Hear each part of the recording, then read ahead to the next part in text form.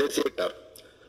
அதேபோல் கல்பாக்கம் அணு உலைக்கு எதிராக போராட்டம் நடத்தியவர்கள் மீது போடப்பட்டிருக்கக்கூடிய வழக்கினை ரத்து செய்ய கோரிக்கை வச்சார்.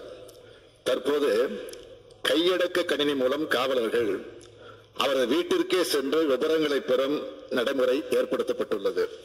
சில சமயங்களில் வீட்டில் ஆட்கள் இல்லாத போது அவர்களை காவல் நிலையத்திற்கு தொடர்பு கொள்ள செய்யும் நிலை ஏற்படுகிறது. அதுதான் உண்மை.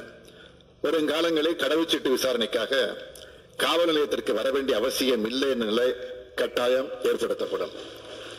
கூடங்குளம் அணு உலைக்கு எதிராக போராடியவர் மீது வழக்குகள் வாபஸ் பெறப்பட்டுள்ளது.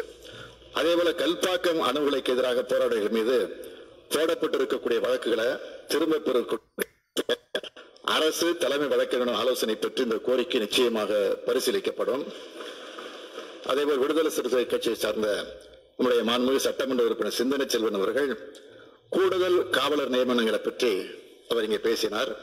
விரைவில் 3000 புதிய காவலர்கள் தேர்வு செய்யப்பட இருக்கிறார்கள் என்பதை மாண்புமிகு உறுப்பினர்களுக்கு நான் தெரிவித்துக் கொள்கிறேன். அதேபோல் தொடர்ந்து சொன்னார், பரம்வீர் சிங் சைனி வழக்க அனைத்து காவல் நிலையங்களிலும் சிசிடிவி கேமரா வைக்கப்பட்டுள்ளது என்பதையும் தெரிவித்துக் கொள்கிறேன். அதேபோல் நயனாநாயகன் வரல, இருந்தாலும் சொல்ல பதில் அவர் பேசினார்.